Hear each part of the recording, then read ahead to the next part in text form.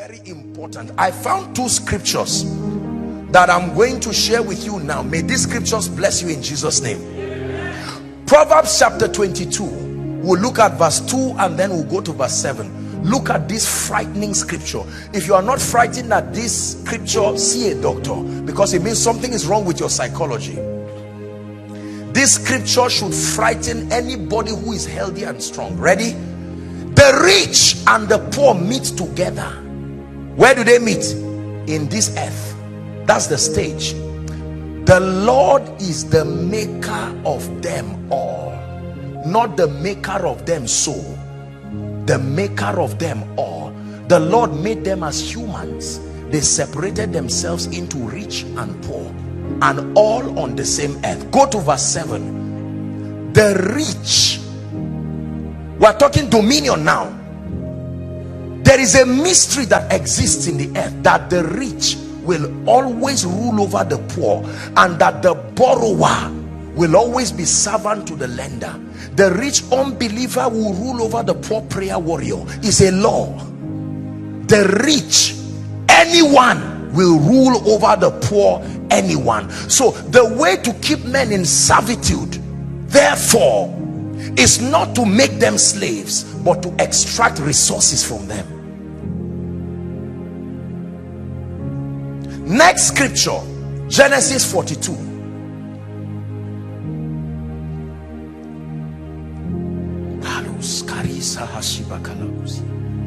Genesis 42. Ready?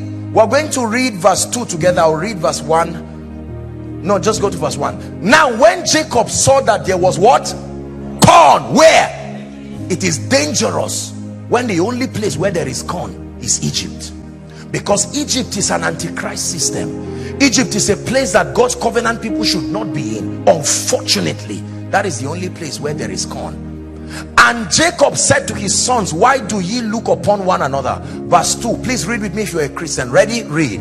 And he said, behold, I have heard that there is corn in Egypt. Get you down thither and buy for us from thence, that we may live. A prophet dies when there is no corn, although you are a prophet. This is how Egypt went into slavery, Pastor.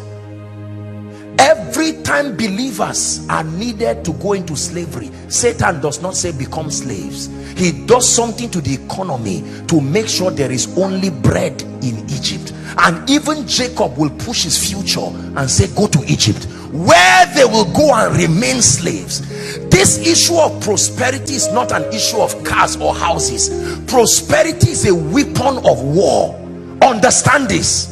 If all you say about prosperity is money and affluence, you have missed it. Prosperity is a time redemption strategy. We are mandated to redeem time because the days are evil. So the issue of wealth is not about houses and cars. It's a spiritual system that provides an anchor for the gospel.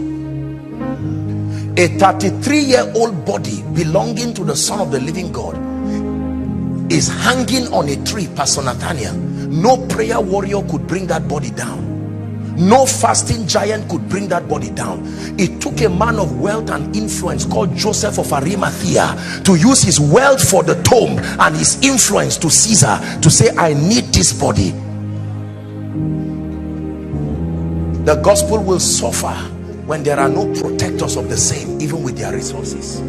It took the gospel to bring Christ from the cross to a tomb, to the grave, where he won victory and resurrected for us. Zechariah chapter 1 and verse 17 says, cry yet saying, thus saith the Lord, my cities through prosperity shall be spread abroad, and then I will yet comfort Zion.